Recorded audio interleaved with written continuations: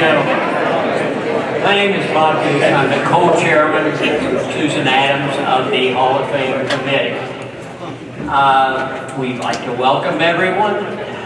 I know that it could be a little bit crowded, but you know, we only have 10 members today. This is the 16th Hall of Fame meeting, and we have, as of after today, we will have 173 members in the Hall of Fame. And that sounds a lot, but I want you to look up. This school was founded in 1853.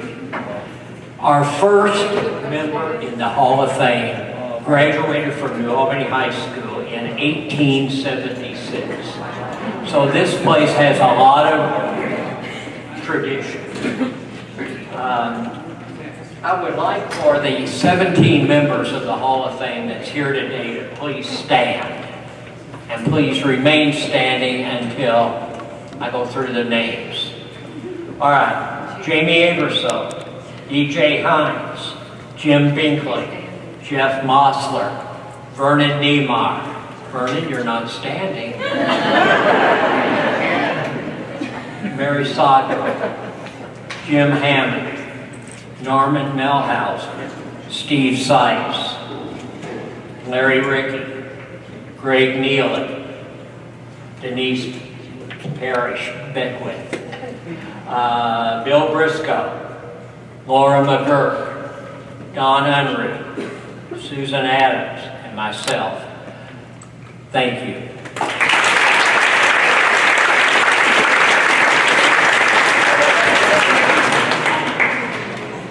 Now, let me give you some.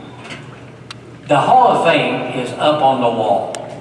I think if you look at the columns, on both sides of the columns, it goes back to, well, this is 16th, so you see there's quite a few pictures or plaques up there. And then, well, the only ones that aren't up there are the 10 from today, and they will be up by next year, hopefully. We run into a little problem there. At the conclusion of this, there will be a reception in the area to your right. It's a commons area, and a lady from the New Albany Floyd County School Corporation Nutrition Assistant Chef, A.C. Collier, and her staff. And please try to go in. It gives you a chance to mingle and talk to people. And in the past, they've had excellent desserts and all of that.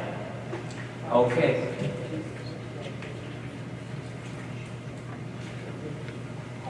I'll get to that. We have with us, my list has been changed because some people weren't here, but Dr. Michelle Jenkins. Where are you, Michelle? There she is. She's the current principal at New Albany High School. Okay, I'm going now to introduce you to Kent Taylor. Kent is our MC. He's been with us since 2009 and just does an excellent job.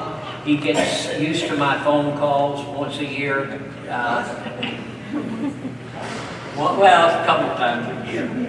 And he, of course, is WLKY anchor, sports anchor, and he actually gets to do sports now.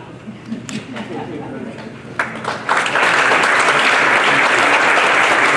Bob. Thank you for having me. 2009. I've been doing this so long. When I started, I didn't need the reading glasses. I could actually read. And you know, the very first time I did this, John Asher was actually supposed to, my good friend, was supposed to be the MC, and he had another engagement. And actually today I was double booked, but I still made it. If you can follow, don't do this now, but later, look on Twitter at Kent Taylor TV or on Facebook. My 12-year-old daughter just sang the national anthem at the Bats game. So she's relatively experienced doing it, but and she doesn't get nervous, but I get a little nervous, and she did great again. So thank you for having me. Now, the invitation for today will be offered by Reverend Paul Snyder, pastor of Central Christian Church. Paul?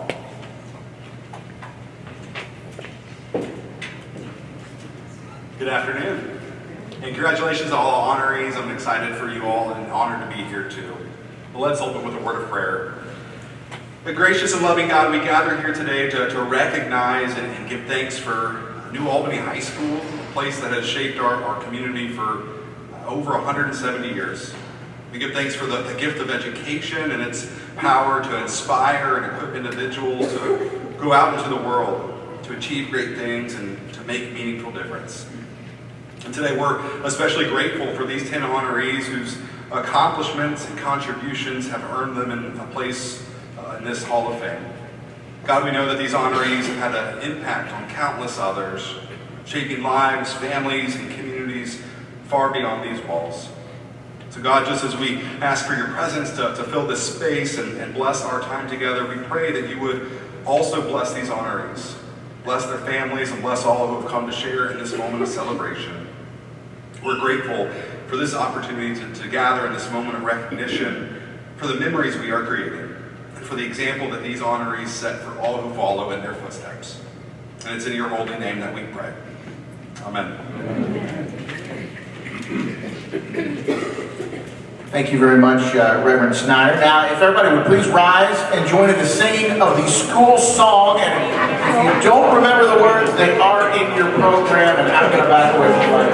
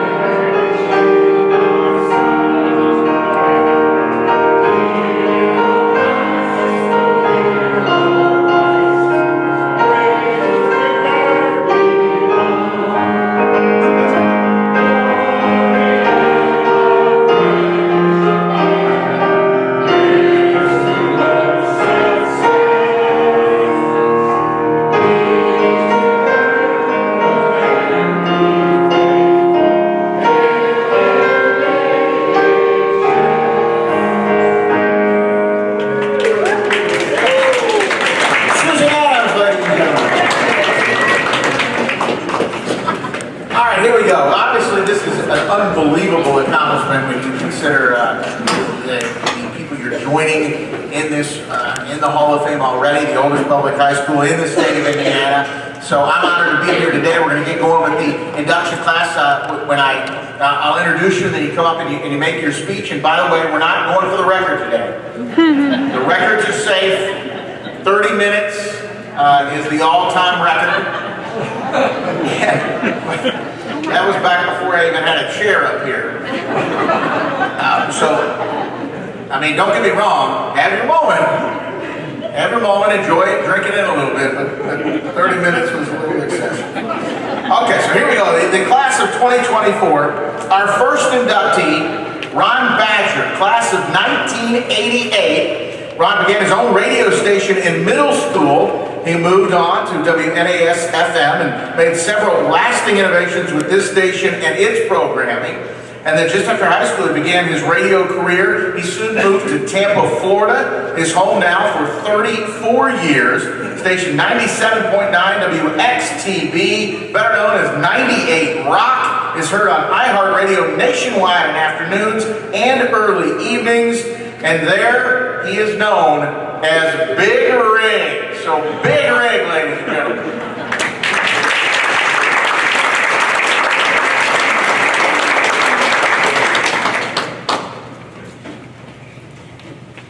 So yes, even though I talk for a living, I can assure you, verbal deadwood is not a thing here. It's quick, it's easy, it's a lot of thanks. That's one of those things Lee always said. He goes, if you get to that point to where everyone else in the room is looking at you, you probably should have stopped a while ago. I said, all right. So for me, first and foremost, let me say congratulations to all of us who are getting inducted. I'm still standing here trying to figure out how this is reality because this school meant a lot to me. You know, I stared from Hazelwood at that tower on top of this building forever, knowing one day I'm going to sit behind that mic and I'm going to take that radio station and I'm going to follow my dream. And that's exactly what I did. It started for me when I came to New Albany High School. One of the first things I had to do was take speech class. which at that point, to me, it was free form. It wasn't writing speeches, nothing was scripted. So I asked for my counselor to meet with him. And we got together and we talked about it. Don Moore, who I'm still in contact with to this day. And I said, listen, speech class, it's just not me. But what I want to do, I want to get into WNAS, and I know I'm not eligible for next year. So he gave me that look, and he said, let me get this straight.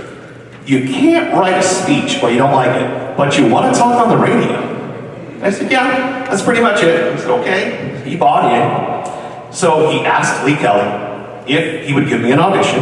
Lee did agree. So I went in, 5 minutes of teletype copy from the AP wire. Lee gave to me and said, microphone, table, have a seat. We're going to record and we'll see where it goes from here. So I sat down, 5 minutes, laid out a quick newscast, pronunciation, enunciation, and most notably, if you ever went to radio class, you know one thing. How do you say it? W. Exactly. So that was Lee's thing. He goes, well, you know how to say W, right? So that's a plus. So I finished, walked back out into the hallway, and I just stood there for a minute and was like, okay. I blacked out, because I'll be honest with you, I remember doing it, but I was so nervous, I clicked. So a short time later, my counselor called me down. He said, Ron, you got in, you're good. So I was like, okay, so I segued from speech class into WNAS as a sophomore, finished the year, and at the end of the year, Lee and I have to sit down. He said, what do you think for next year? I'm like, I want to be program director. And he's like, okay, all right. Well, it happened. He's like, what's your plan? I gave him my plan. He's like, okay. So we proceeded forward, and the rest is history. He and I did so much together. He forced me to get out of my comfort zone. He's like, look, Ron, I need you to do football, basketball games. I don't have anybody else. I'm like, I don't know anything about football. Look at me. I am not a jock. I got a face for radio and a gift for gab. That's all I got. So he said, look, just figure it out. I'm like, okay. So I went home. I watched ESPN for days. Literally, and I'm like, okay, all right, I got this. So we got to the press box. He sent down, he goes, here's your game card, fill it out with the players. I'm like, okay. So I did, and then he was like, you ready? And I'm like, not really, but I'll fake it till I make it. And that's what we did. That was our first football game, and I kind of took his lead and just did a little color, even though I had no idea what I was talking about. And then after it was over, I was like, that was the coolest thing ever. From that point forward, my mom and dad started showing up. They became, season ticket members. They were there for every game. Basketball season would come. Lee and I spent countless Friday nights, Saturday nights on the road in the old WNAS red van, where I learned everything from him. From his career, the do's, the don'ts, life. How do you balance a rigorous work schedule with running this radio station? That's the thing a lot of people don't know. The sacrifice he put in. How often he was away from family. He was a great man. I miss him dearly. And it's just one of those things, if it wasn't for him, I wouldn't be here today. I wouldn't have that career. He paved the way for me. So did Bob Douche. Bob in television government was another extension for me, and what we were able to do, and how I think about my career, and I operate it every single day. So with that, I wanted to thank some students, because as we said, we don't do this by ourselves.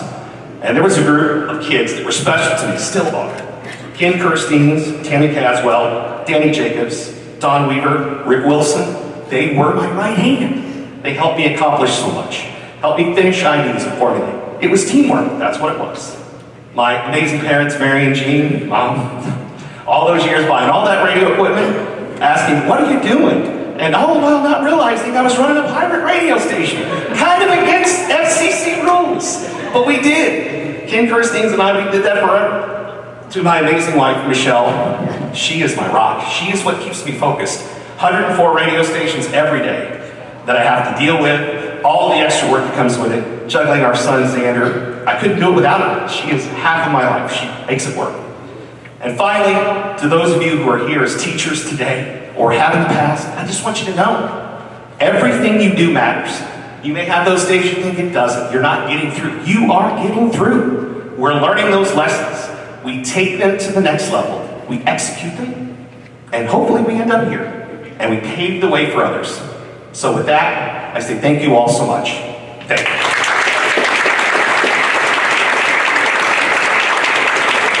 For your key makers in technology and radio radio broadcasting, which, like a pebble, has spread from your home station and middle school to nationwide syndication, and for your other work through your station to the community, we induct you into the NAHS Hall of Fame 2024. Congratulations.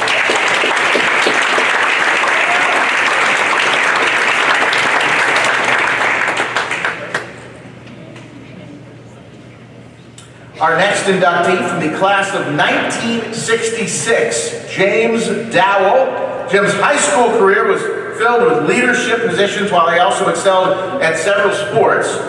He took his pitching arm to Indiana University and then moved to Nashville, where his career as a singer-songwriter took off, and his collaborations with many stars led him to a lifetime of music, both as a performer and as an artist manager and record and music event producer. Jim has recently added children's book author to his many accomplishments. Jim Dowell, ladies and gentlemen.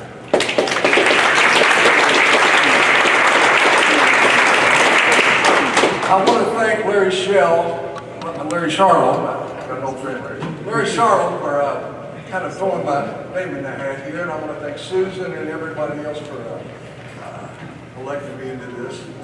And I want to thank my brother John, his wife Sherry, my fiance Candace for coming, and all of you actually for being here. When I first found out that I was going to be inducted into the Hall of Fame, I thought, well, what am I going to talk about? And I thought, well, I'll tell some stories about the music business down in Nashville. There's a lot of stories I can't tell and I shouldn't tell because I don't want to get myself in trouble, but I thought about this. When I was a kid, I stuttered. And I still do stutter sometimes, and hopefully I don't stutter much today because I know everybody wants to be home by 6 o'clock to dinner. But anyhow, when I came to high school, I was lucky enough. I played baseball and I played basketball, and I was the quarterback of the big football team at the time. And the only time I had problems with my stuttering was when I was calling plays in the huddle. Sometimes the huddle got a little long, and I could feel Coach McCaffrey over there going, hurry up, Jim, get it out so we can go on here. We were going to get a penalty. And I could feel his pain, actually, because I was thinking the same thing. Hurry up, Jim, get it out. We're going to get a penalty. But anyhow, all my coaches and the teachers here were awesome to me. And they all encouraged me and stuff. And they give me confidence. And so after I graduated from Indiana University, I didn't really know what I wanted to do, but I went ahead and I went to a graduate school. And there I had an old guitar, and I've always wanted to learn the guitar, and I started playing it a little bit, and I really got eat up by it. And I started trying to write a song, and I was terrible at it. But I decided I was going to move to Nashville and try to become a songwriter. And I did. And you know the old adage, ignorance is bliss. Well, if I'd have known, actually I sucked at being a songwriter. But I went anyhow, and I worked hard at it, and learned my craft, and I got to, I was lucky, and a lot of people recorded my songs, and I've been really blessed with that. But the story I want to tell is I had a partner, and we ran a recording studio. And my partner was married to Johnny Cash's stepdaughter, Rosie. And she was at the studio all the time. She didn't do shit, but she was there. But when John and Jude would come into town, they'd come by the recording studio, and we'd like to see her. And so we'd go out to lunch with them, or we'd go out to dinner with them, and off and on, and they'd ask us up to their house and stuff, and that was pretty cool because you never knew who you were going to see there. You might see the President of the United States, or Billy Graham, or whoever. I never saw any of those people. I wasn't on the A-list at that time, I guess. We'd go up there a lot. So anyhow, John, he was kind of an insomniac, and he'd wake up in the mornings, he couldn't sleep, and he'd get in the car and he'd ride around. And I think part of it was he liked to smoke cigarettes, and he wanted to get away from his wife Judy because he didn't want to catch her wrath. So he'd ride around and smoke a little bit. And when I'd get to the recording studio in the mornings, he'd be over there. And so he'd get out of the car and say, "You got any coffee in there, Jim?" And I'd go, "Yes, sir, we do." So we'd go in and we'd talk a little while and stuff. He didn't stick along, but he'd get out there. And one morning he came in and he said, "Getting ready to do a gospel out." And he said, "You got any songs?" And I said, "Well, yes, sir, I do." He said, "Well, put a couple on tape and I'll listen to them this evening."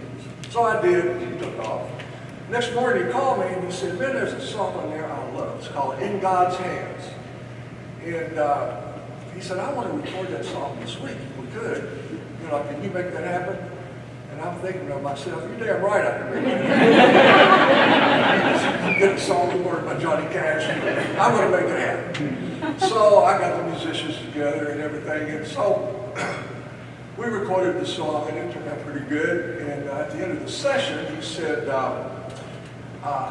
he talked to the engineer, and he said, "Would you make me a tape copy of it? Because my mom's real sick, and I want her to hear it." So he did. He took it home. A week and a half or two later, his mom died. So we all went to the funeral, and I'm waiting in line to talk to John. And he's up there by his mother. So when I got up there, I said, "You know, John, I'm really sorry about your mother. I'm really going to miss her." And he said, so he put his hand on my shoulder, and he said, "Oh, it's been emotional." He said, "You know, Jim, the last song my mama heard me sing was In God's Hands." And she's in God's hands. Well, I'll remember that moment the rest of my life. But I'll also remember the moments from this high school where the teachers and the coaches and the students, they all encouraged me to do what I did. And if I hadn't had that, I might not have had the courage to move to Nashville. So I owe a lot to Albany High School. And I want to thank them for this.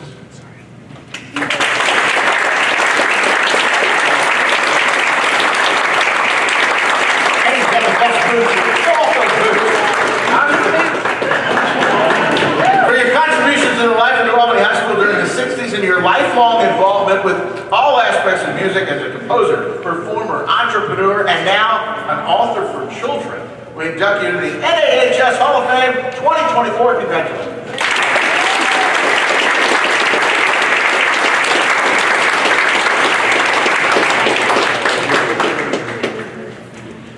Ladies and gentlemen, our next inductee, Cynthia Stith-Himes from the class of 1969.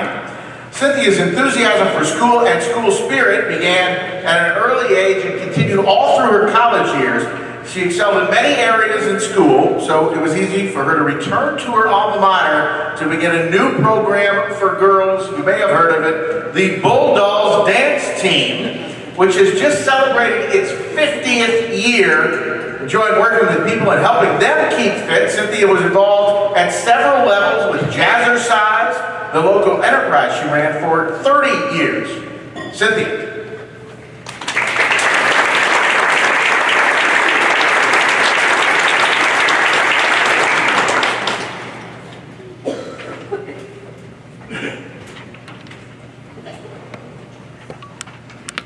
I'm kind of one of those people that have to read because I don't talk in front of people very much. But anyway, thank you all so much for having me. I'd like to thank the Hall of Fame committee for all of their hard work in putting this together. I'd also like to thank my family and my friends who are here for their love and support. It really means the world to me that you guys are here. I especially want to thank my husband, EJ, also in the Hall of Fame, for always having my back, believing in me, encouraging me, loving and supporting me. Last but not least, I want to thank a very special lady in my life, Jerry Austin, who was my teacher and cheer coach. Thank you so much for giving me the courage I have needed throughout my life when I could have so easily been that wallflower. Because I've always been a cheerleader and a small dance background, I started from scratch, and guess what I just did? I was approached by two girls in high school that wanted to start a dance team, and one of them was a neighborhood friend. They were looking for a sponsor for a dance team at New Albany. with Jerry Austin's like, put yourself out there, girl. In my head, I said, sure. And then I'm thinking, oh my gosh, what have I gotten myself into? No other school in our area had an established dance team. And because I was always a cheerleader with a small dance background, I started from scratch. The first thing I did was make a school announcement about tryouts. I had 150 girls that showed up for 30 positions. It was crazy. And then it was, oh no, 30 girls, no money, no uniforms, what am I gonna do? So Principal Delbert Brown came to my rescue. He very kindly gave me enough money to buy material to sew this 30. In the years that followed, we were on our own, doing numerous fundraisers to pay for camp fees and new uniforms. I think my fingers are still kind of pruny from all the car washes that I did. Being a bulldog gave girls at New Albany the opportunity to be involved in school during a time when there was nothing really for girls to do. It encouraged teamwork, respecting others as well as themselves, self-discipline, promoted school spirit. It taught confidence and poise through the art of dance and performance, just to name a few. I wish I had more time to share all the fun memories I have from coaching. Here are 4 of my favorites. Some of the male teachers at New Albany helped judge tryouts during the early years and gave higher scores to the cuter girls, whether they had talent or not. I wanted talent, they wanted cute. Or one of the others, when we went to our very first competition and an official gave me some advice that led to our scrambling around to find the same shade of lipstick, to take off all of our nail polish, and to do all of our hair over so that it all looked the same, all within half an hour prior to taking the floor to compete. We made it better when we brought home a first place trophy. Another one was when the girls and I would spend a week together at summer dance camp in close quarters with no air conditioning and had to share cans of Raid to kill the roaches that also shared our rooms. It was good times. But the best memory of all, and my favorite, was when we received our very first standing ovation. That was cool. We recently celebrated 50 years of Bulldogs this past January. We had around 80 girls in attendance, and 60 of those girls went out on the gym floor during halftime and performed a routine to the school song.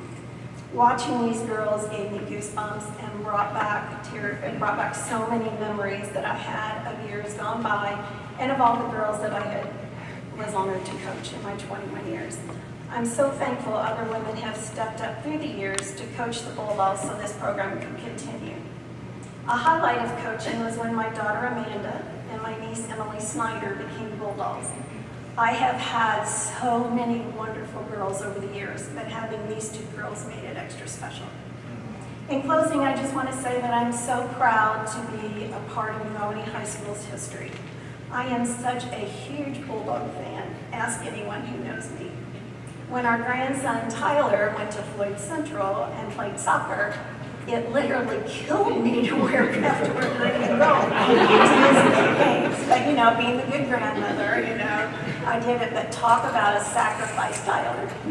Of course, no one knew but DJ that under that grading gold, I was wearing my red and black. Go Dogs.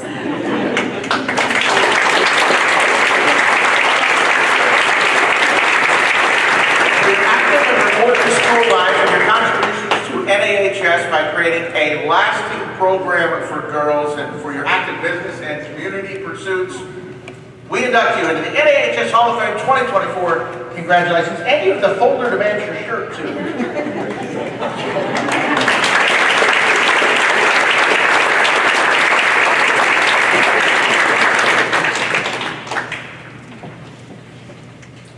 Ladies and gentlemen, our next inductee, Stephen D. Prince from the class of 1984, and a faculty member here from 1991 to 95 and 2011 to 2024. An active student in many areas, Steve enjoyed wrestling, WNAS FM, and a variety of clubs and subjects, but his involvement with JCL, the Junior Classical League, eventually as consul, president, pointed him toward his life's work as a Latin teacher, both here at NAHS twice, and for a while in Michigan. Steve continued studying and sharing his knowledge of the ancient world. He enjoyed taking students to learn about fascinating sites in Italy and Greece. Steve?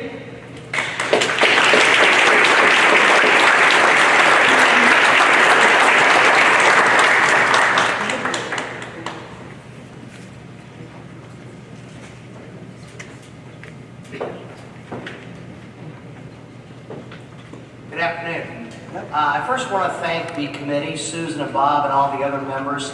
I spent about 6 or 7 years on the committee. I know how hard they really do work. It's tough going through the nominations forms and just honing it down to get the right people. I think they kind of made a mistake with me. I don't think I belong up here, but thank you, thank you. I want to introduce my guests. I have my mother here. She's a graduate from class of 56. My wife Debbie, not a graduate, but well, she graduated, just not from here. My sister Joy is a graduate of the class of 87. Her family, my brother Walter, class of 77, and my sister Jennifer, who is the class of 93, 92, okay, right? And my good friends Todd and Eva Solomon, they're back to back, and Kevin Skinner, all from class 84. Hope I didn't miss anybody else, but Anita, you were a bulldog, if I'm not mistaken, right? Yeah, one of Cynthia's girls. And then your dad's also in the Hall of Fame, right, Dr. John Moody? Yeah, so. All right, anyway, so, Susan, you can start the timer now. Okay. All right, anyway, there's a quote attributed to Isaac Newton that I think is appropriate for today's celebrations of my own personal experiences in particular. He goes, "If I have seen further than others, it is by standing on the shoulders of giants." Many of those giants upon whose shoulders I have stood are in the New Albany High School Hall of Fame. And some are even here in this room today. I'm glad somebody else got choked up first. So, all right, but first, let me talk about the giants who are no longer with us. The greatest giant of them all is my father, Walter Prince Sr., class of 55, who unfortunately passed away just 5 weeks ago today. By figuratively standing on his shoulders, as a young boy, quite literally doing so, I learned how to be a man, how to be a father, and how to be a husband. I miss you, Dad. Another giant, of course, is Alice Rankel, my Latin teacher here, and the Latin teacher for so many successful New Albany High School alumni. Miss Alice taught us Latin and taught it to us extremely well, but she taught us so much more than just Latin. She taught us important lessons about life. I know her mantra, "Preparation cures what ails you," still resonates with me, as I'm sure it does with most of her other students. I would not have been the successful teacher that I was if it were not for her influence. In fact, Miss Alice was so influential here that the media center behind us was dedicated in her honor. Another giant is Jim Dickman, who taught many of us calculus. I'll never pretend that I was very good at calc, but I appreciate the way Jim taught us and how he made each of the students feel important. Often in my teaching career, when a difficult situation arose, I would ask myself, WWJD, what would Jim do? And a solution would present itself. Yet another giant is my wrestling coach here at NA, Phil Thrasher. By the time I was wrestling, Jim Beakley, another important giant, was doing most of the actual coaching on the mat. But T, as we called him, still played an important role. He introduced me to Max Serves, the wrestling coach at Wabash College. I eventually attended Wabash and wrestled there. This certainly changed the trajectory of my life. Without Phil's help, Wabash would never have been on my radar, and my life most certainly would have been quite different. Now on to some of those giants who are here today. Jim Beakley, as I said, is another giant in my life. Jim did much of the coaching when I wrestled here, and I can attribute most of what I know about wrestling to Bink. He and I then coached together after I returned here as a teacher and a coach. Bink has certainly been a giant in New Albany's wrestling program for over 60 years. I've known Donnie Under, another giant, for almost 50 years. When I was 10, he was my Little League baseball coach.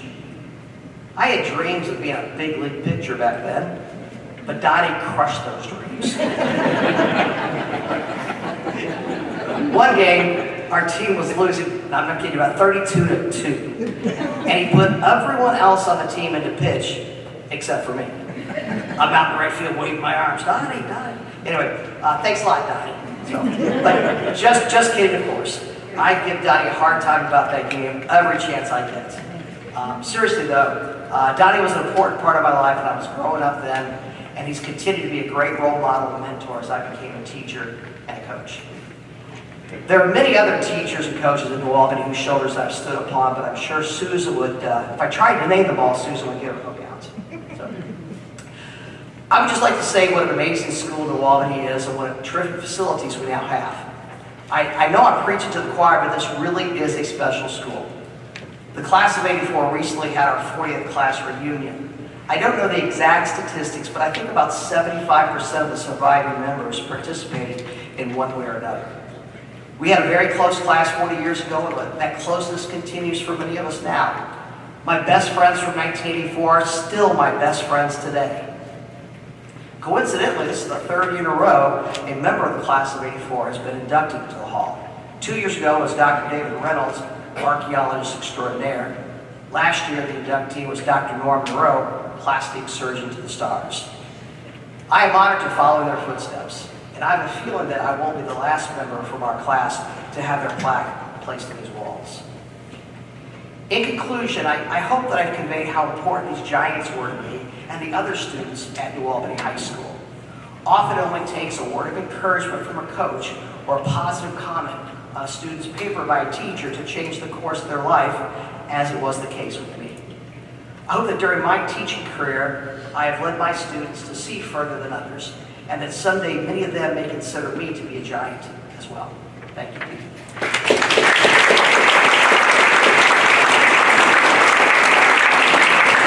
Your many varied activities at school and your contributions as a lifelong educator, bringing the classical world to contemporary students. We induct you into the NAHS Hall of Fame 2024. Congratulations.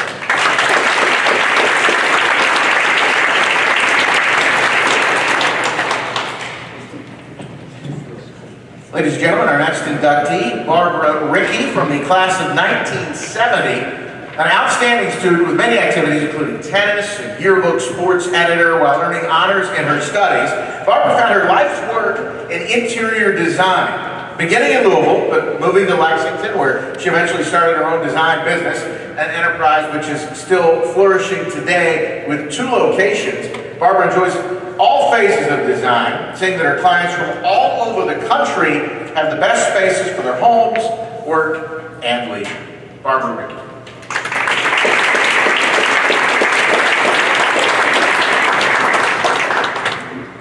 Good afternoon, everybody. I wanted to thank Susan Adams and Bob Douche for this honor and all the people on the committee. And it's great to be inducted with such an unbelievable class. I know some of you, but very impressed by everybody in this room. And thank you for having me back. I wanted to tell you a little bit. My first start, I actually follow my brother. My brother's in it, so I'm the second in our family to be in the Hall of Fame. And I wanted to thank the person that opened the door for me was Sam P. And he was director of our parks. And he gave me my first opportunity, and he gave me a job. His daughter Khalees was here, and son-in-law Jeff Mossler. And I wanted to say that gave me, I wanted to be in business, I wanted to run everything, he let me do everything, and I think I started at 50 cents an hour, and it was the best job I've ever had. But it was so important in my life to be given an opportunity. I played tennis at Albany High School, and Mrs. Thrasher was our coach. Women, as Cynthia said, didn't have a lot of opportunities then, so we didn't have a budget, we didn't have anything, but Mrs. Thrasher put us in her station wagon, and we played all over the state. So with that, I got to college, I played tennis, and I remember how I became a designer, because there weren't designers back then. There was one man in Louisville, and I never even thought about it. There were no TVs like there is now. Every little girl wants to be a designer. but it was tennis that set my life. It was the shortest line in school. When I went to college, it was speech pathology or interior design, and I had a tennis match. And I had to be there and be done with enrolling in school in college, and I chose interior design. So my theme is, if you work hard, you can really do anything. Whatever it is, whatever you want to be, but New Albany High School gave me that background. I had some great teachers here, Mr. Austin, I remember all of them, but everything, they helped me all the time. There was a lot of help in school. And you could play tennis, you could do nothing, you could, as Cynthia, you could run your own dance and be a cheerleader. It was full of opportunity. I ended up moving to Lexington and starting with Hubbock's in Louisville there, and by the time I was 22, I was running their store. I didn't know any better. I ran the puck system at 13 or 14 when we were hired, and it was no big deal to take over. So I ended up getting, my first big break was with the University of Kentucky, Cliff Hagan, and he was the athletic director at the time, and he put me in charge of, hired me to do the UK basketball. Well, I always grew up being an IU fan, and so they said you have to actually move to Lexington and forget about Indiana when you work on our work. So with that, I ended up 4 players went pro that year. We won the NCAA title in '78, Kentucky did. And from there, those pro athletes went to pro teams. Rick Roby with the Celtics, Jack Gibbons with Atlanta, and I ended up doing all their teammates' homes. So with that, and the just repetition of all that, I still work with a lot of, have about 40 NBA players I work with. There's a lot more money now. And when I watch the draft, and I usually have about 10 of the first 40 or 50 draft picks that call me, it's different because you work with the agents now. So that's been a namesake for my business. And then I work with a lot of college coaches. There's been a lot of coaches at Kentucky. And they've all, Leonard Hamilton's at Florida State now. I work with Jim Boeheim. I introduced him to his wife. And I work with Bill Self at Kansas. I work with Mike Krzyzewski at Duke, but he's retired now. But all that has come through basketball. So through tennis, through sports, through all of that, I have built a huge business. Everyone always asks me, what's your most famous client? Well, my most famous client is Muhammad Ali. And he is no longer with us, but he was a client for 40 years. Paid his bills, nice guy. He was just a saint to work for. And he ended up in Louisville, where his son played baseball for U of L. And a lot of people don't know that, but he was a very great man.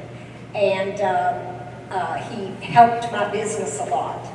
And then with Jim, I ended up in Nashville working a lot with the music industry. From basketball, I started working with songwriter and singer Steve Warner, was my first, and then I ended up with Toby Keith.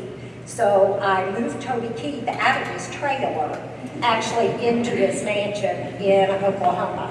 He had nothing. And he was the only person in my life, because everybody has a budget. I don't care how rich you are or poor, there's only so much you'll spend. And Toby was the only person that ever said to me, Barb, look at the ocean. That's how much money I have. What does one bucket matter? And that was Toby, and I've never heard that. The sky was the limit. And I did 5 homes for him. I actually worked before Taylor Swift was famous. She actually toured with Toby. And I did her first condo in Nashville. So I've gotten to meet a lot of people. From Fuzzy Zeller, I grew up grade school and high school with Fuzzy. I ended up meeting Nick Faldo. And after doing all the courses over the years for Nick, I got to go to England with him and do his flat in London.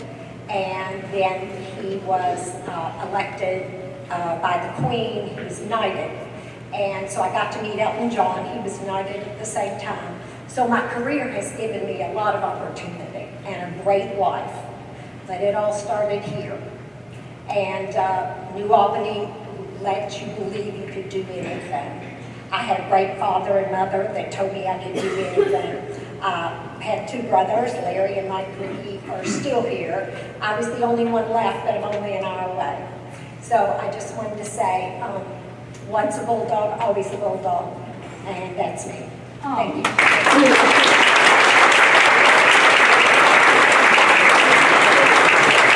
Moral of the story, always give it a shorter line. Yes. That worked out. For your busy accomplishments as a student, your many accomplishments as a student, as well as your excellent and rewarding life work with interior design, with your own business, we induct you into the NAHS Hall of Fame 2024.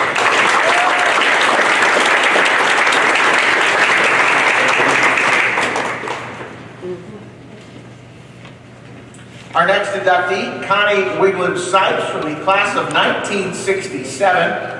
After highly successful foundation years at New Albany Schools and Indiana University, Connie launched her elementary teaching career both in the classroom and coaching girls' sports.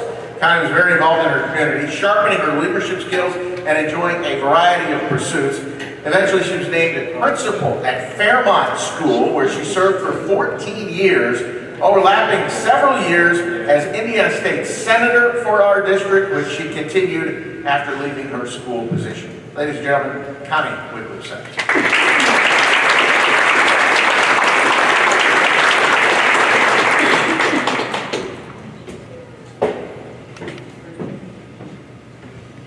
Well, I think all of you can tell that most of us in this room think that we all need people throughout our lives.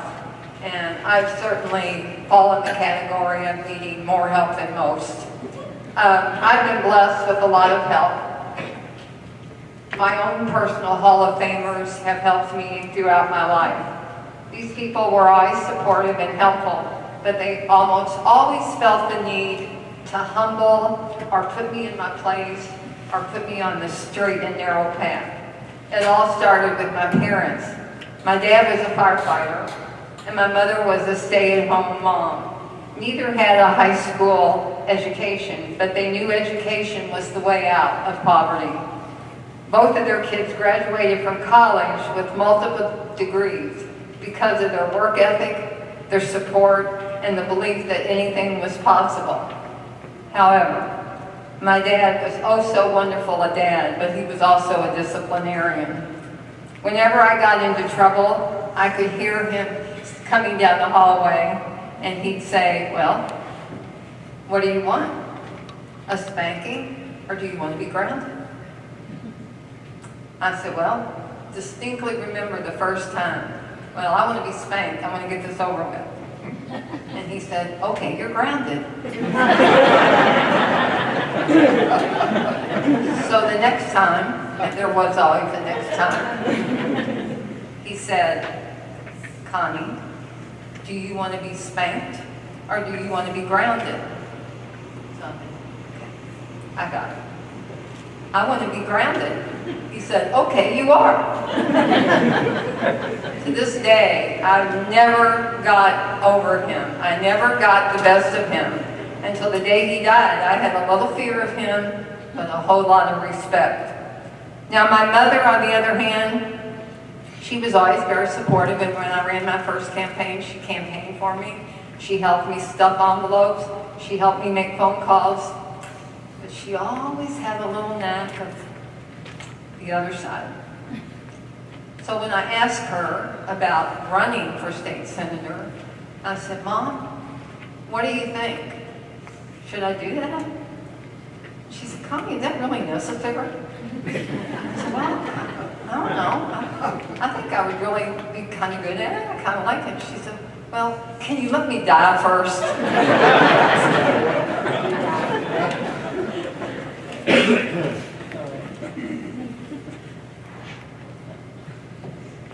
My brother was also very instrumental in my life. He was a little bit older than me. He kind of paved the pathway for me. And he's probably just about the nicest man I know. And even to this day, when I tell people that he's my brother, they say, "Really? Oh, gosh, he was so nice." But he paved the way for me, as I said, because he was the first one in our class, in my family that went to college and graduated from college. So he made that transition much easier for me. He was also the politician of the family. He was on the city council for 20 years. And I thought it only natural that I'd ask him for his advice when I thought about running for state senator. And so I said, "Dan, what do you think? I'm thinking about running for state senator. What do you think?" And he said, "Well, I think it's a great idea, but Mr. Nice Guy says to me, 'But you'll lose.'" But that's okay, because when you run again, you have your name out there. So that trait just had continued. People in my life always felt the need to do the good things, but also to keep me humble. It happened to continue in my own family with my 2 children. My son Zach is here today. When I ran my first campaign, he came home and said, "Mom, do you think you're going to win that election?" And I said, "Well, I don't know. I think I got a pretty good shot." He said, "Really?" I said, "I've kind of been driving around the neighborhood and I've seen your opponent's son 3 times. I don't think they like you and I don't think they're going to vote for you." Which is just what you need to hear, when you're getting ready to run a campaign. And then my daughter came home one night. Her name is Cassie. She said, "Well, I think I lost you some votes tonight." That's great. I said, "What'd you do?" And she said, "Well, my friends were talking about an issue and I knew you would disagree with it." So I told them, "Well, don't vote for my mom because she's never going to vote for that." And it's continued with my grandchildren. Steve and I are blessed with 6 grandchildren. We have 4 boys that live in Zionsville, and we have 2 granddaughters that live here in New Albany. They're here today, Kinsley and Kennedy. They're with their father, Zach, and their mother, Kelly. But my grandsons feel the need to keep me humble and keep me on the straight and narrow path. A couple years ago, I received a really nice award, and it was going to happen at French Lick on a Saturday night. My daughter calls me and she says, "I'm going to be there, and I'm bringing Jack," that's her second son, "with me." And I thought, that is just so nice. My grandson is going to come and watch his grandmother get an award on a Saturday night. So I called him to thank him for coming. Now, my grandchildren call me boss. Not a compliment, they just think I'm bossy. So I called Jack and I said, "Jack, I'm just so pleased that you're coming to see me." And he said, "Well, boss, I'm really not being that nice. My mother's making me because I'm punished. This is my punishment." And then her third son, Nick, similar, he called one day and said, "Boss, do you still have any of those pencils that you used when you were campaigning?" And I said, "Yeah." Now, you're going to figure out I'm a slow learner here. I'm thinking, "Oh, isn't that wonderful? My grandson wants to brag on me." I said, "Nick, what do you want to tell your friends about your grandmother?" And he said, "Oh, no. They're vintage and I think I can sell them for some money." But I had a lot of help other than my family, too. My husband was very helpful, but we can say a lot of things about Steve, but one thing we should know, he's very smart. He was very supportive and very helpful to me. And whenever I say to Steve, "Steve, I think I'm going to get my principal's license." "Yes, Steve." I think that's a good idea, dear.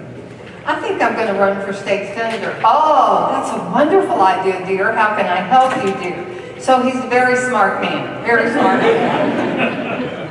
I had a lot of help in the community also. I grew up, Barbara, in the parks and recreation area.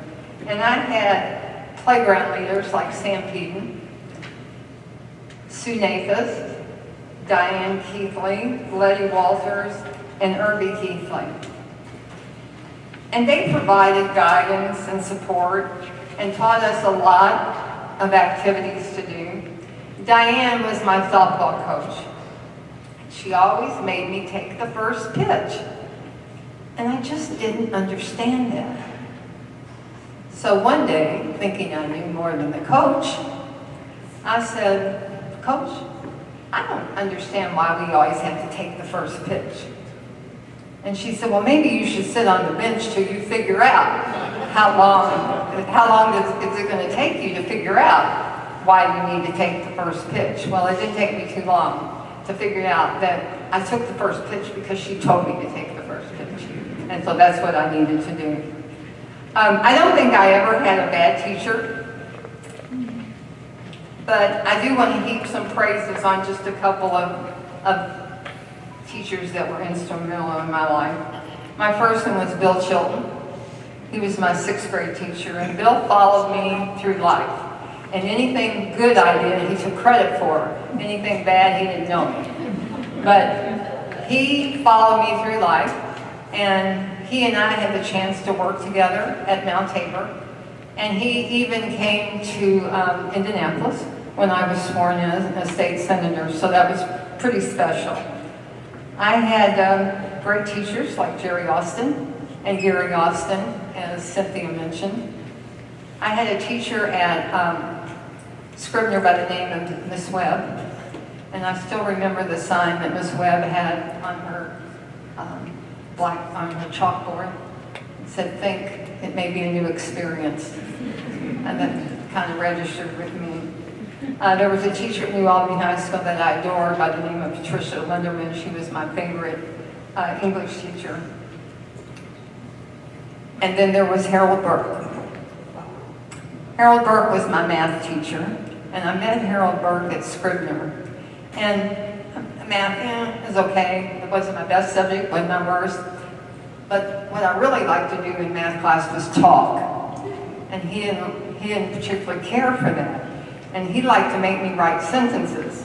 And I had to write so hundreds of times. When the bell sounds, I must be in my seat, quiet, and ready to face the challenge of the hour. I had to write that hundreds of times. Now that's been, almost 60 years ago, and I still remember it. But when I was elected senator, I received many cards and letters of congratulations and giving me advice. And all were very nice. But imagine my surprise when I opened this. Connie, remember when it's time for the General Assembly session, you must be in your seat, quiet, and ready to face the challenge for the state of Indiana. Now that's special. That's special. And I've saved it. My colleagues were also also a part of my personal Hall of Fame. In my teaching career, I had the opportunity to work with some of the best teachers I've ever seen. Becky King, here today, Yvonne Grundy, Karen Lynn, and Dennis Watson. They were always eager to help me and gave me all kinds of advice to make me a better teacher.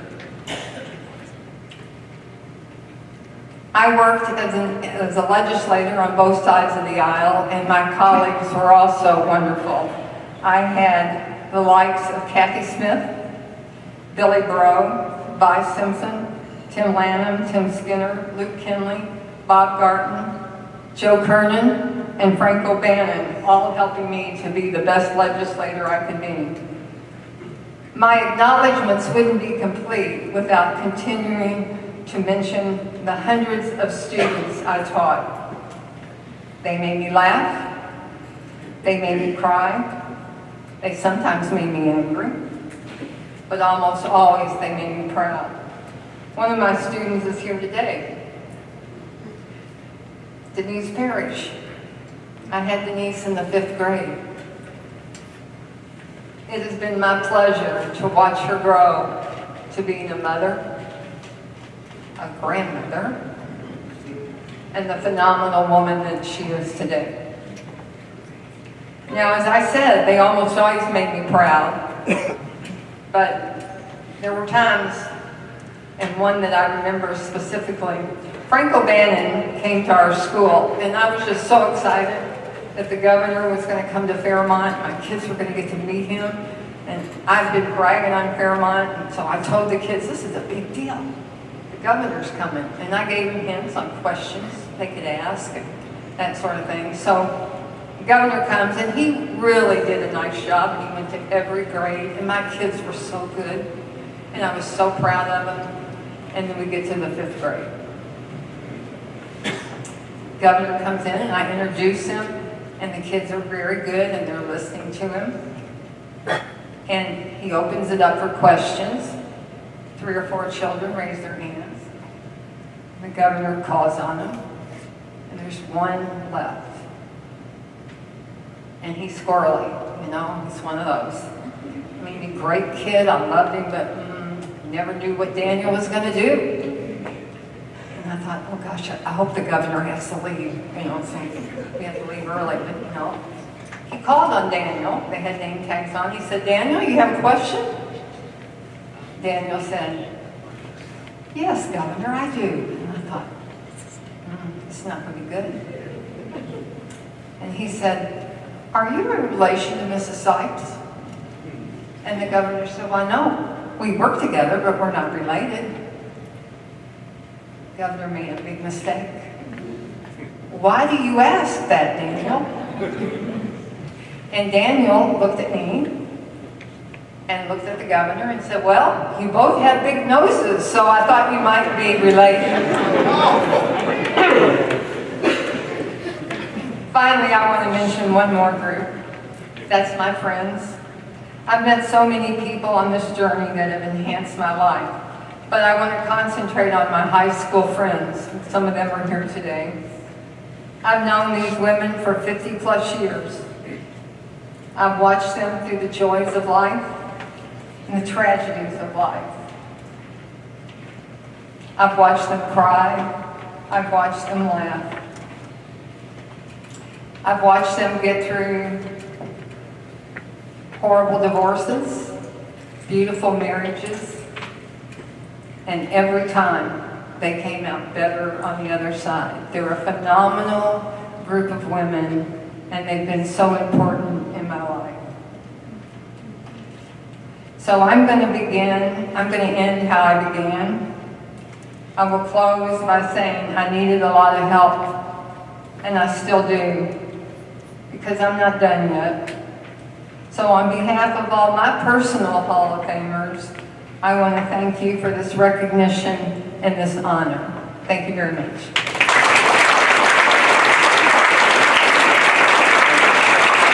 For your devoted career dedication as a student, teacher, coach, and principal, and for your service to your community, both locally and at the state level, we induct you into the NAHS Hall of Fame 2024.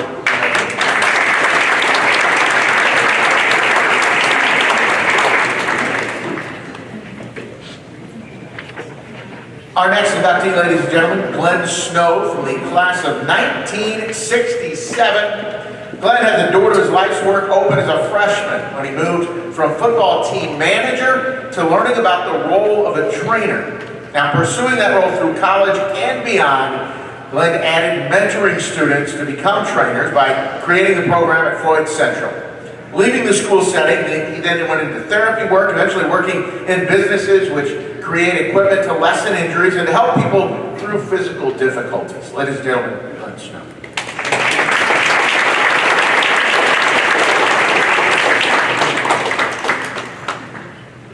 Good afternoon.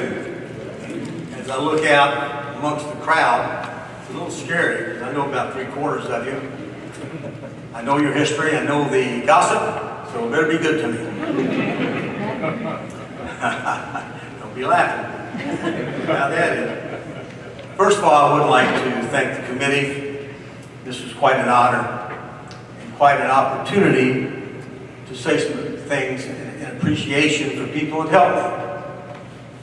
As most of the people have said, there's always been that one person or two persons that really kind of gave them a leg up. But I would not be where I am today if it hadn't been for Forrest McCaffrey. I was scared of Mac, and I was asked by one Dwight Anderson, who sits out there. He was a senior and I was a sophomore, and asked me if I wanted to help the football team. I said yes. Of course, I didn't know what I was getting into, but it was by far a great opportunity. We had a lot of fun. That spring, in the spring of '65, that's probably a line in the song. You might want to do that, Jim. In the spring of '65, I was walking from the old MA building to the new old high school building. And Mac and Dr. Icy Fingers Gentili were standing in a little alleyway, and he hollered at me, "Glenn, get over here. Come here, come here, come here." I said, "Mac, what's the matter? What, you going to go do something?" He said, "No. I want to know if you would like to be my student athletic trainer." I said, "Well, sure." And I went on and on and on, and I said, "Wait a minute. What's a student athletic trainer?" Dr. Gentili got his words in, and then Mac explained it to me.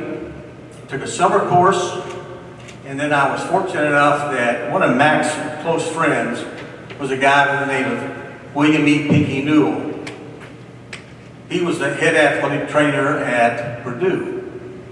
I had three choices: Purdue, Texas Christian, or Ball State. I went up to see the good man and said, "Pinky, what should I do?" I didn't realize he was one of Mac's college roommates. I didn't have a resume, I didn't have anything. He talked to me and said, "I'd like for you to go to Ball State." I go, "Well, why is that?" He said, "Well, I can get you into Purdue, but you go to Ball State, you get a lot more opportunities to do stuff." What I didn't know is his first student trainer at Purdue was a head trainer at Ball State. And later on became my mentor and my first boss at the University of Washington. I never had a resume. I've never given anybody a resume for a job. So when DJ asked me to do this, I said, "Well, I'm going to have to dig around, make up some lies of some kind." And that spring, that one question that Mac offered to me, and that answer of yes, little did I realize that 65 some odd years later, I'm still in the profession. He was an interesting character, I'll tell you that. Add cricket to the mix, and you had, probably got a sitcom. But that led from Pinky to another head trainer who was at Ball State, who went to Northwestern. He went into business. He hired me. And we opened up 118 physical therapy sports medicine clinics. Probably the closest we have around here is Court. I had no business experience, none whatsoever. He taught me what to do and a lot what not to do. But we provided care for people from California to Maine to Puerto Rico. I opened up 80 of those facilities. Because a lot of travel, thank God I was single.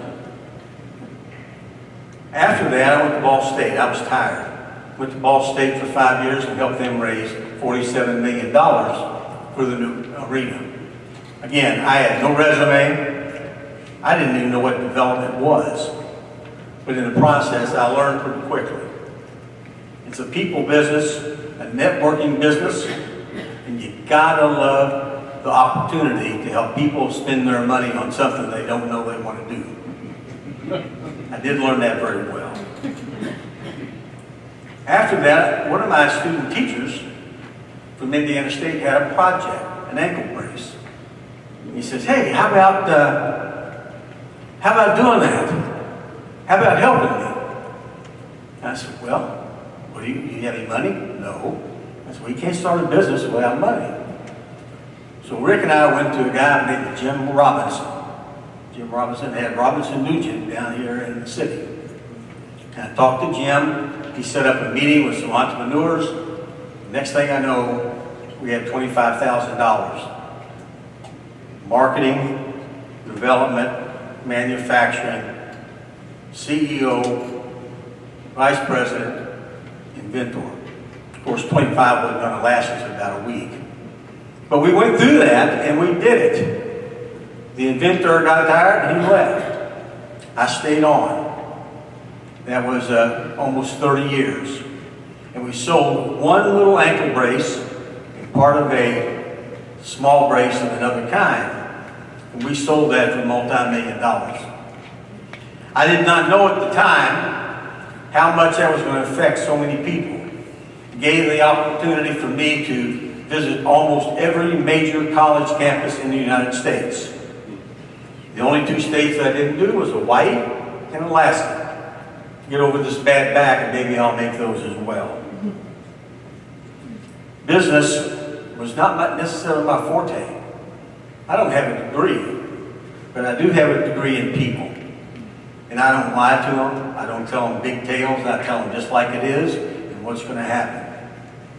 Sometimes it works, sometimes it doesn't. Now I am in the process of helping two little companies. One called DigiJump, which is a rehab piece of equipment that also you can do concussion testing on. It's in its final stages of development. And another one called Focus Pro. Both people are people I really want to attach to. They called me, and I don't charge, I just help them. You know, that's to the chagrin of my wife. She thinks that's a charge. But, I will tell you that it's a blessing to be able to help people. Having done 4 entrepreneurial opportunities, and some people will tell you it's not easy. A lot of sleepless nights, you know, a lot of hard work, 16, 18-hour days. I am very humbled about this award. I've got a lot of awards in my day, but I will tell you this is special because now I've come 360 and I'm starting where I began, and that's special. I would like to introduce a couple people. My wife Pam, who has put up with I don't know how many shenanigans, how many coaching visits, how many athlete visits. You never know who's going to come out of the bedroom or the bathroom. And she's put up with it. Wouldn't be where I'm at without her. I also like to introduce Neil Hayes. Wave your hand, Neil. Neil is a guy who was hired at Ball State University and for the last 30 years was the head athletic trainer at Ball State.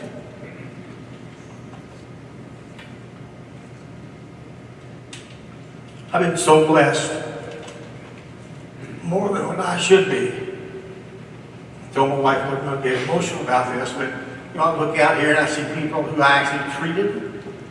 There's one NAHS football player who had a broken leg at Floyd Central.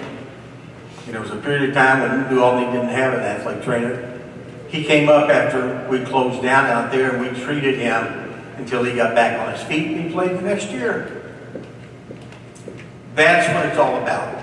It has nothing about, you know, I'm from New Albany, I'm from Floyd Central, I'm not for Salem, you know, it doesn't matter. We treated anybody who walked in the door to the best of our ability. And in the process, we trained multiple people to go into the professions of medicine of some kind. I look at Becky Clifton, who's at Floyd Central. She's been there 35 years. A long time. Long time.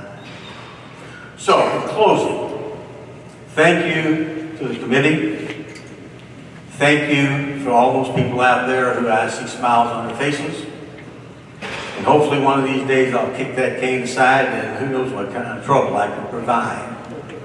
This is again very special. Thank you to the committee and thank you to New Albany High School.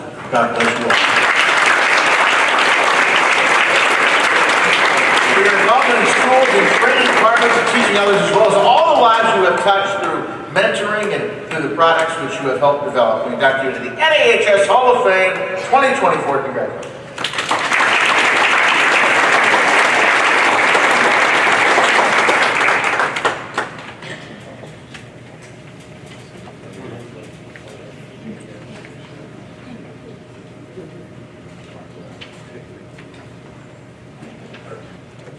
Our next inductee, just a kid from the class of 1992, Charlie Wynn, with a strong foundation in his studies and activities here. Charlie went on to success, armed with his passion for art and storytelling. Now, the entertainment industry was ready for his visionary roles in content development, creating some unbelievable characters. Through his work at Marvel Studios, Charlie's design and visual storytelling skills helped bring many films to the screens of the world. He continues his artistic creations in the world of video games and software development in his new leadership position. Ladies and gentlemen, Charlie.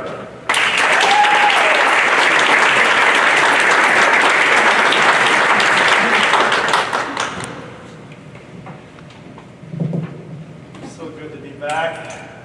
Thank you so much to the committee, to Susan, who was going back with me quite a bit leading up to all of this. Thank you for your patience, Susan. I wasn't sure if I was going to be able to do it, to come back, because there were some fires at work that I was, getting pushed to be there for. But I also thank my wife and my daughter, who was just like, no, you have to do this, Dad. you have to come back. And then, I'm so glad to be here. The first thing I did, before I even start, the first thing I did when I landed was just to go back to my childhood home. I just kind of sat outside for about 15 minutes, hoping that they wouldn't call anybody on me. I was so tempted to just go up and, just like knock on the door. Just, I used to live here, and can I just take a picture out here? I saw some like little kids' toys and stuff out on the front, and I was like, I'm not gonna scare them like that. So I didn't do that, but it's so good to be back. This is home. A lot happened here. Anything that I've been able to do has been from New Albany. It's been one of my foundations for the way. Thank you, Susan Pfeiffer. Thank you, Kathy, Kathy Johnson, for both of you to be coming to support me today, especially on such short notice. I thank you for this incredible honor. I'm standing here and I can't help but reflect on many experiences and opportunities that shaped my life. And I know for certain none of it would be possible without just the remarkable people that God placed in my life. I'm going to miss people. I'm going to miss, certain people. So please forgive me if I do.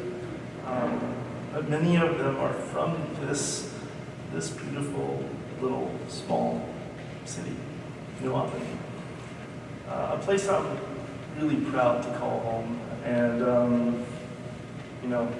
it's especially when I first arrived here, I knew a lick of English. I think I knew this one saying, which was like A, B, C, D, Galgati, and the only thing about English there was just knowing that it's part of the alphabet. That's about as much as I knew. My family came here from Taiwan when I was just 5. Like so many immigrant families, my parents left behind stable careers and everything they knew so that my sister and I could have a future filled with different opportunities that they didn't have. They opened the very first Chinese restaurant in town. At least I think it's the very first one, called the House of Wen. Now with a name like that, you can imagine the confusion. I had several friends showing up at the restaurant asking if I was home. And so, I have to convince them, like, look, I don't hand out spring rolls in my living room. But that restaurant was so much more than a business. It was a bridge. It connected us with the community, and then connected the community with us. My parents' journey was far from easy, though. My dad went from being a superintendent of the Christian Children's Fund in Taiwan to working as a janitor when he first came. And my mom, who had been a tenured teacher, became a cook, which she had never done before. Not exactly the career path that they envisioned for themselves, but they made that sacrifice. They saw a different future.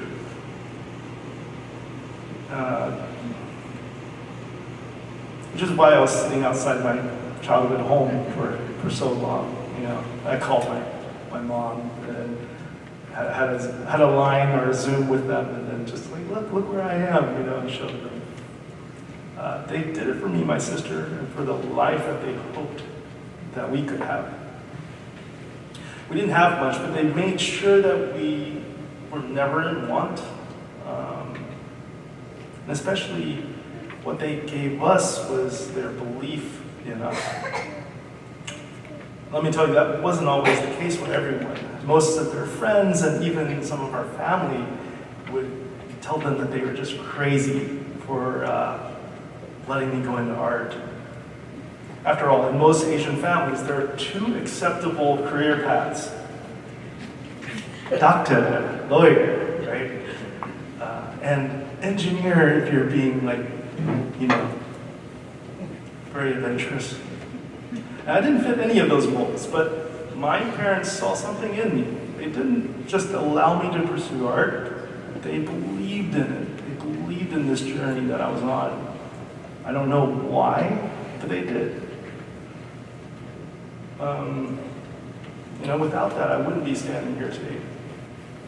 And I wouldn't be here without the incredible teachers, mentors, who believed in me and was instrumental in my growth as well. My very first teacher in the States, Sister Marian from St. Mary's of the NAHS, was a true angel. She stayed after me, after classes, teaching me English.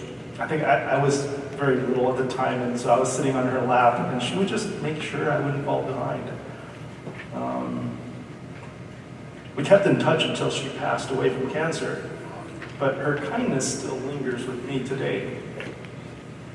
Then there was Mrs. Diana Lee, my second grade teacher at Green Valley Elementary. She spotted my love for drawing very early on and introduced me to her husband, Earl, who was a professional artist.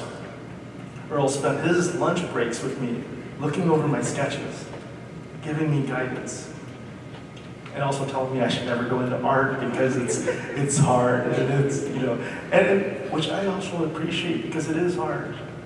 I'll never forget that generosity, and they never asked for anything in return. Mrs. Pernur, my fourth grade teacher, left camp early to take me to my very first writing award ceremony. She saw something in me that I didn't even know was there. And that gesture showed me that my creativity mattered. And that feeling stuck with me for a long time.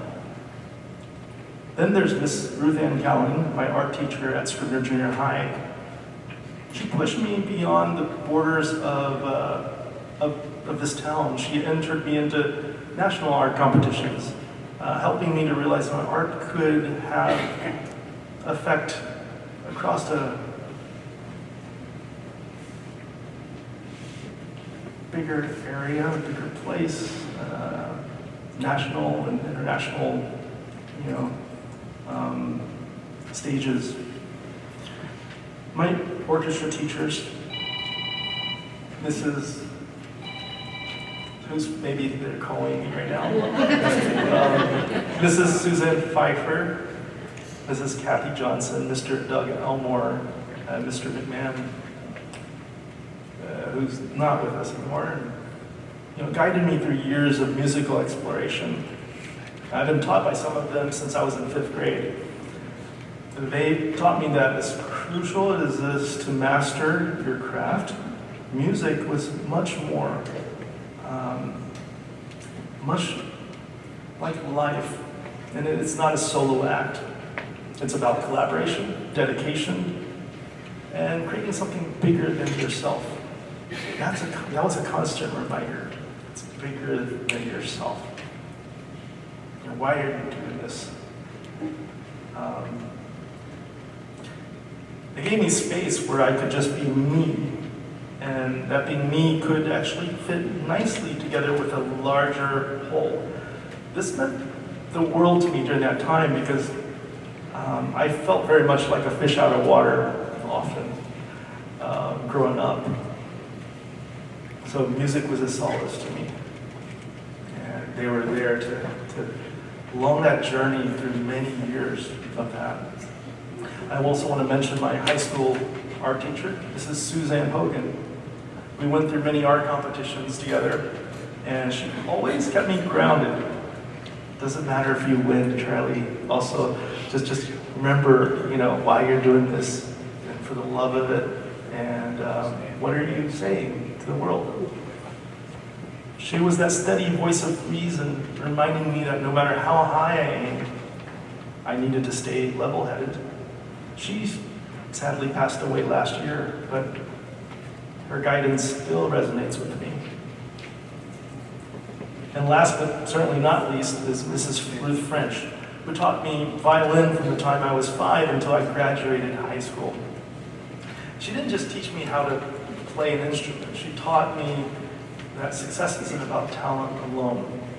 It's about dedication, consistency, and showing up for the work. It's mostly about that work. It's like, talent being, I'm sure we've all heard of it. It's just 1% of that. The rest of it is work that you put in the day in and day out. And those lessons carried me through every step of my career. Each of these incredible people gave me something invaluable. A belief in my potential, a sense of belonging, and the space to dream. That's why I'm here today. Their belief in me lifted me, and it's my hope that in sharing this moment with all of you, that I honor their impact on my life. Thank you.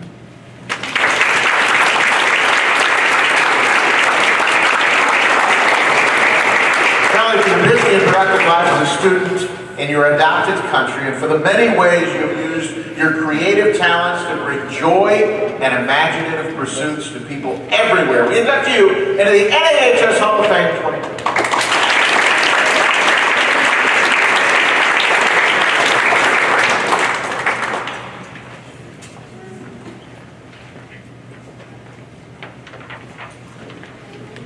Ladies and gentlemen, our next inductee from the class of 1978, Elizabeth Fisher White. Anne had a busy life as a student at NAHS, but she found her life's passion as a volunteer, working with special needs children. She pursued a degree which would lead her to guide students, help their families, and help create a school inclusion program. Beth has always been involved in her community through her church and through the Harvest Homecoming organization, and in just about every role possible. Beth?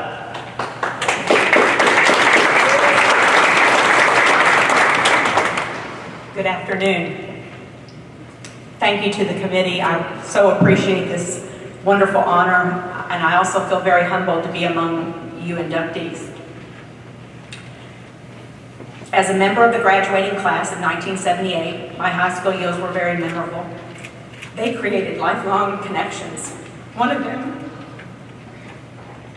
was my husband, David.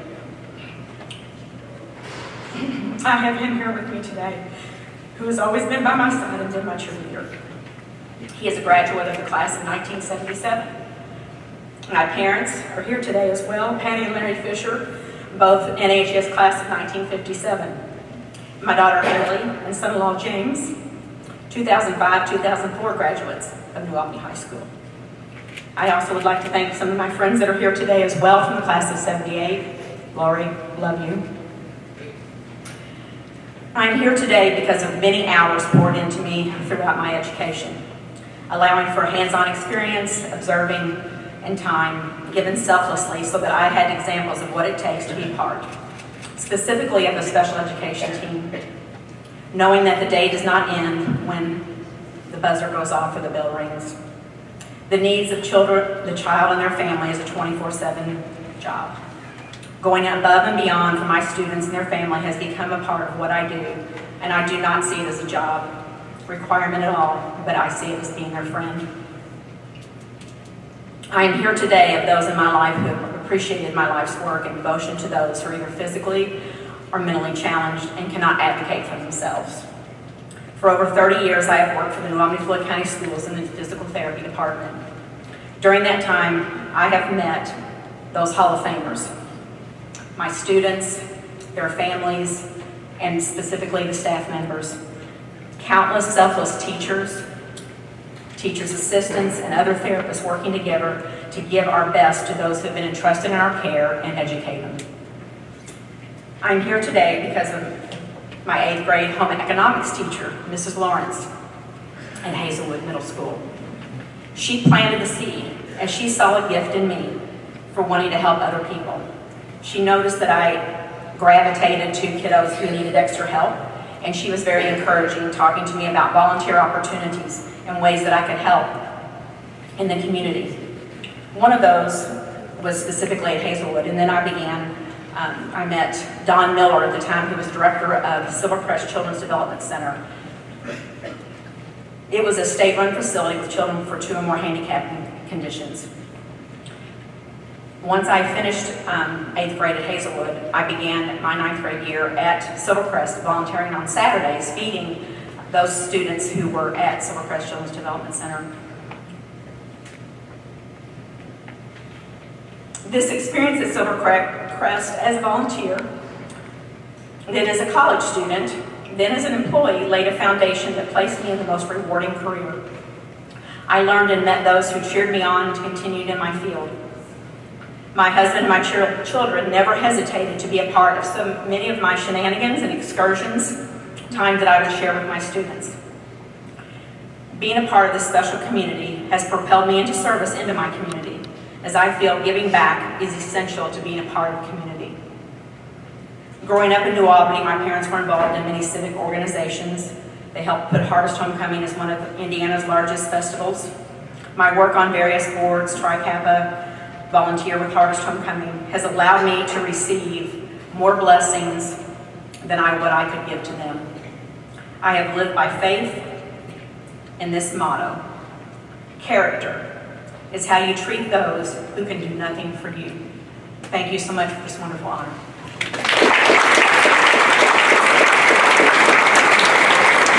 For acting among volunteer experiences, which became your life's work, and for all of the lives that you've touched through that work, as well as all you have given to the community in so many ways, we induct you into the NAHS Hall of Fame 2024.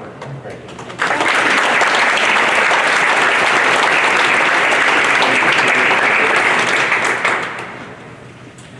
Ladies and gentlemen, our final inductee this afternoon from the class of 1979, Daniel Williamson.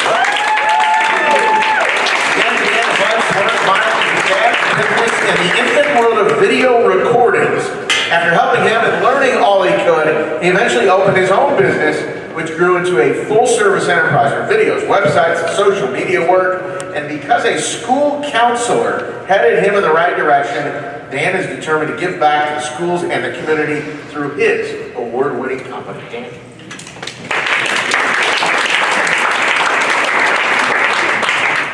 All right. I'm going to read a lot.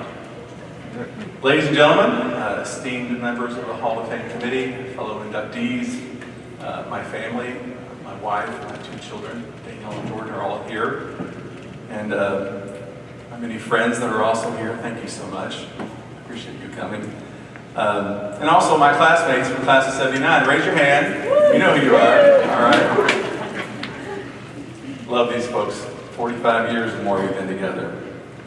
Well, I stand before you today with immense gratitude and humility as I accept this incredible and unexpected honor. I'd first like to thank my Lord Jesus for directing my life and providing me with all of the many opportunities that brought me to this day. I'm a proud graduate of New Albany High School and class of 1979, as I mentioned. And as I reflect on my time at NAHS, I'm reminded of its special place in history as the oldest high school in Indiana. My experience at NAHS was nothing short of amazing. I had the privilege of being part of the a cappella choir directed by Steve McKinley, which in 1979 traveled to Honolulu, Hawaii for an international choral competition where we won the silver medal. The memories of those performances will resonate with me forever, and the relationships that I developed with all my fellow choir members continues to this day. Additionally, I was very thankful to be involved in theater, which was one of the highlights of my high school journey. I was fortunate to be in the cast of several musicals, all directed by Tom Weatherston, including my role in the lead in the Barbershop Quartet for the Music Man in 1979. Those moments on stage taught me a great deal about the value of teamwork, creativity, and also the power of storytelling. While at NAHS, I was also privileged to be on the staff of WNAS Radio. Many of you all, inductees, also were there, I noticed. That'd be kind of fun to see how many inductees have been part of that radio class, wouldn't it? This is where I discovered my passion for media through our teacher, Lee Kelly. It was an exhilarating time filled with learning and growth. However, with the guidance of a remarkable student counselor, Elaine Chowney, a door opened for me that the importance of which I could not have imagined at that time. Elaine realized I was not excelling at academics. Very true, those of you know me. And with her encouragement, I was able to secure an internship with WLKY TV in Louisville during my entire senior year. Now remember, student internships were really not something happening at that time, so it was remarkable that I was able to be part of this beta test program that the State Department of Education was doing here at New Albany. That experience sparked the realization of my passion for video and set me on a path for a career in video and media. This July, I celebrated my 45th class reunion, and this month, the company I founded in 1986 is celebrating its 38th anniversary. This month, actually. It's incredible how the seeds planted during my time here at Albany High School have blossomed into a successful and fulfilling career in marketing and advertising. ProMedia Group has grown from a one-man wedding videographer, me, to New Albany's first and foremost digital marketing agency, with 22 employees. Our services include video production, website development, and digital marketing. Our clients are very diverse as well. I serve both small and large customers like Samtec. I work with nonprofits like the New Albany-Floyd County Education Foundation and New Hope Services in Jeffersonville. I work for municipalities like the City of New Albany, Mayor Jeff Gahan, the City of Jeffersonville, Mayor Mike Moore. And I also work with the public schools for NAHS and also GCCS. Many years ago, it was a dream of mine that I shared with Dr. Adams when he was superintendent. And before he passed away, we were never able to bring that dream into fruition. So many years later, in 2010, I shared that dream with then Superintendent Bruce Hibbard. I told him about my idea for Rainbows and Sunshine marketing. Why don't we tell the great stories happening within the walls of our schools? And he loved the idea, and he hired me and ProMedia Group immediately to take over the marketing communications for our schools. That was a big step forward for me and my company. So, at that point, we began developing websites, videos, and our video that goes out every week, NAFC Success, many of you all probably seen it. It goes out on the website and social media for the schools. There's over 900 episodes that we've done of New Albany and Floyd County schools. And there's hundreds of thousands of views that have occurred because of those. We've done many, many stories about the excellence of our students and our teachers and all the administrators in our schools. So, in addition, ProMedia Group was also instrumental in the successful vote in the 2016 referendum that led to the new Slate-run elementary school and Green Valley elementary schools. It's truly been a dream come true for me to help to give back to the institution that inspired my career and my future. I'd like to take this moment to express my heartfelt gratitude for all those who made this recognition possible. First and foremost, to my wife, Vicki, my high school sweetheart, class of 1980. Your unwavering support and encouragement of me has been my rock. Thank you for being my partner in this journey. I'd also like to extend my gratitude to Vicky's father and fellow Hall of Fame inductee Norman Malhazard, who sadly could not be with us tonight. Norman nominated me, and I'm very grateful for his belief in me and his support of me through the years. I'd also like to send a special thank you to the Hall of Fame committee for this honor and privilege. Some of you know me very well. You knew me in school. I'm shocked that I'm standing here.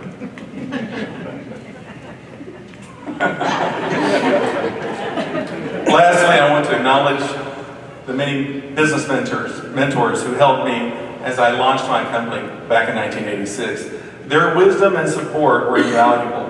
Sam Shine, Charles Garman, Fred Conway, and my father-in-law Norman, they all played a very significant role in my shaping of my career very early on. I'm forever grateful for your inspiration and your encouragement. In closing, really two of your favorite words, I want to say that this recognition is not just about me, but about this incredible community that helped raise me. New Albany High School has shaped who I am, and I am proud to be a product of this institution. For this honor, I will always be grateful. Let us all continue to celebrate the legacy of excellence at New Albany High School. Thank you very much.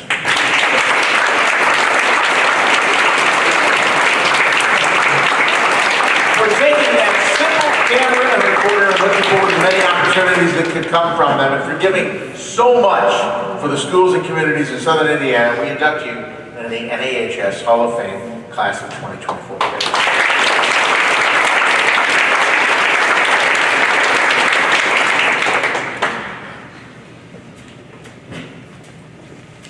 Well, ladies and gentlemen, our final induction. We have one more thing. Oh no, my story just fell on my phone. I was going to take a picture, but of course.